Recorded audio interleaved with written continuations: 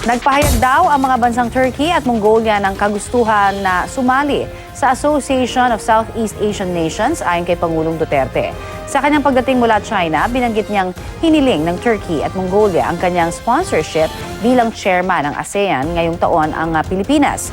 Hindi malinaw kung membership ba ang hiling o pakikipag-ugnayan lang tulad ng China, Japan at Korea na nasa ASEAN Plus 3. Pinapaalala